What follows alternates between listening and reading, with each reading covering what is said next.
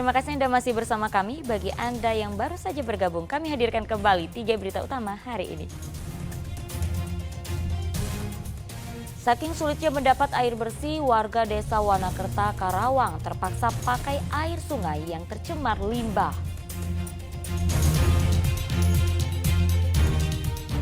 Seorang remaja dianiaya ibu, kakek, dan pamannya sendiri lalu dilempar ke saluran irigasi hingga tewas di Indramayu.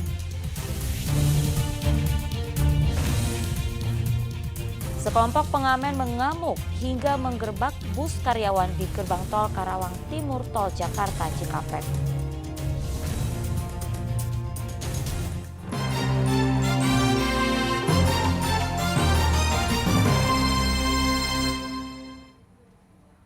Penemuan jasad remaja tanpa identitas dengan kondisi penuh luka menggemparkan warga Kecamatan Anjatan, Kabupaten Indramayu.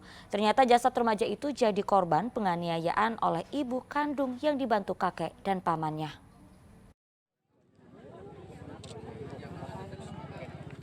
Warga desa Sukatani, Kecamatan Anjatan, Kabupaten Indramayu geger dengan penemuan jasad seorang remaja tanpa identitas Rabu pekan lalu.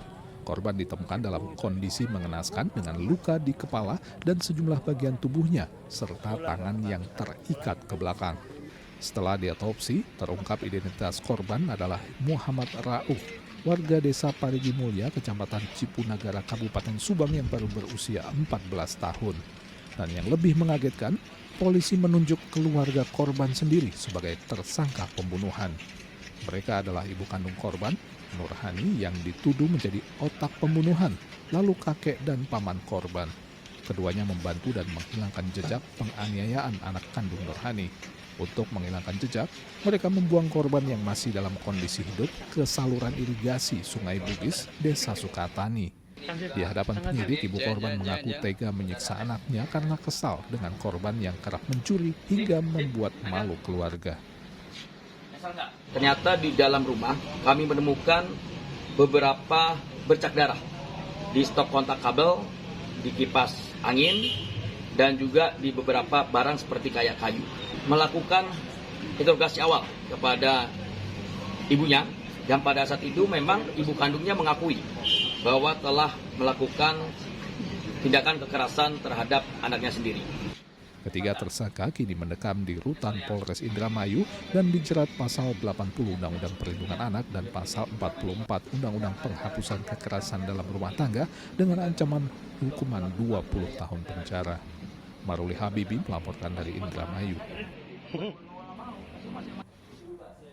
Kesal jadi korban perundungan temannya, seorang santri malah menikam seorang pemilik warung dan istrinya di Bale Endah, Kabupaten Bandung. Akibatnya pemilik warung tewas.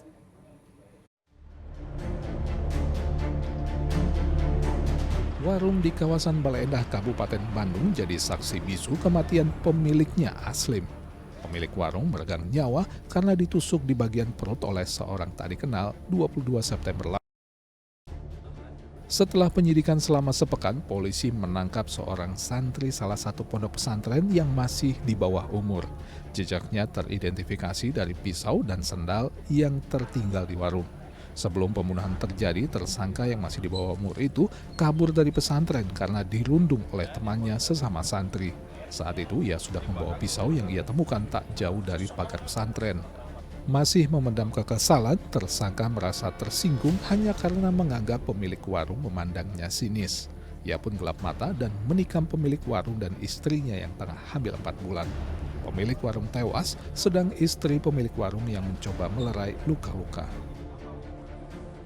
Tersangka keluar daripada pondok karena mendapat perlakuan tidak baik oleh temannya, dibully oleh temannya.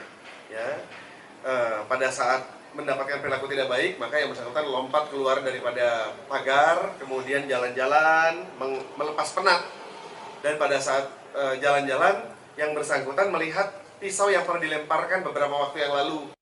Pada saat belanja bertransaksi, beliau merasa bahwa pemilik warungnya itu menatap pelaku dengan sinis. Karena tersinggung, maka langsung melakukan penusukan. Saat ini istri korban masih syok dan diungsikan ke rumah kerabat. Meski masih di bawah umur, tersangka dijerat pasal berlapis tentang penganiayaan yang menghilangkan nyawa orang lain, yaitu pasal 351, 338, dan 340 KUHP dengan ancaman hukuman 20 tahun penjara.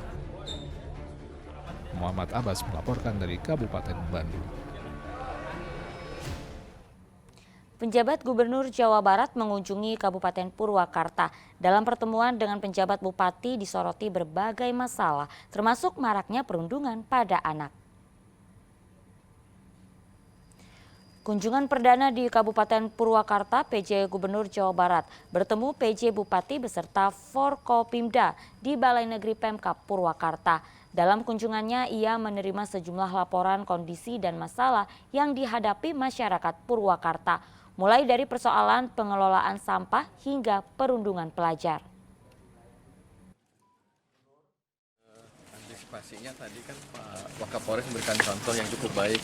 Nanti kalau ada keberatan kita bisa tirukan, bisa direplikasi di tempat lain. Jadi kan intinya kita semua menyayangkan adanya perundungan itu. Tapi kan bagaimana cara paling efektif? Apakah secara persuasif atau memang perlu, karena kalau hukuman itu di bawah umur. Jadi tadi cara yang di sini cukup baik ya Pak Bupati ya Pak. Itu bisa kita replikasi, dan tadi juga Pak Wakapolres menyampaikan cukup berhasil untuk mengingatkan anak-anak maupun orang tua supaya tidak hanya perundungan sebetulnya, jadi perkelahian, penganiayaan juga itu. Kita beralih ke informasi lainnya. Sekelompok pengamen mengamuk hingga menggebrak bus karyawan di gerbang tol Karawang Timur Tol Jakarta Cikampek. Tindakan itu dilakukan hanya karena mereka dilarang masuk ke dalam bus untuk meminta uang sumbangan.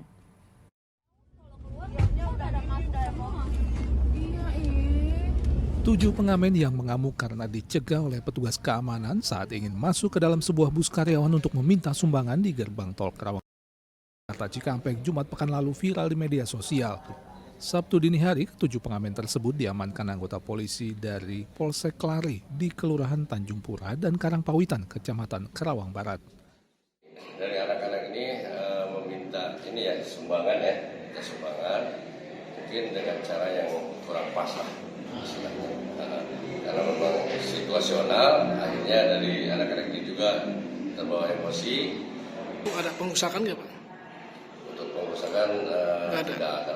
Korbannya juga tidak membuat laporan ya, karena memang diselesaikan secara musyawarah. Ketujuh pengamen kemudian diserahkan ke Dinas Sosial Kabupaten Karawang untuk pembinaan dan pemanggilan pihak keluarga masing-masing. Mereka juga membuat surat pernyataan untuk tidak mengulangi kegiatan yang mengganggu dan meresahkan masyarakat. Kami akan coba dalami person ke person ya, orang per orang. Besok kita coba dampingi dengan pekerja sosial kita. Jadi nanti mungkin pengurus KPC juga kita akan komunikasikan seperti apa baiknya melakukan pembinaan terhadap anggotanya. Dan kemudian nanti kita akan kembalikan pada keluarga. Keluarga mungkin akan disaksikan dengan pekerja sosial masyarakat yang ada di desa masing-masing, sama kepala desa mungkin atau perangkat desa yang di mana mereka tinggal. Kejadian ini tak dilanjutkan melalui jalur hukum dan diselesaikan secara kekeluargaan karena pihak pengemudi bus dan pengelola jalan tol tidak membuat laporan polisi atas kejadian tersebut. Syamsul Nursyah melaporkan dari Karawang.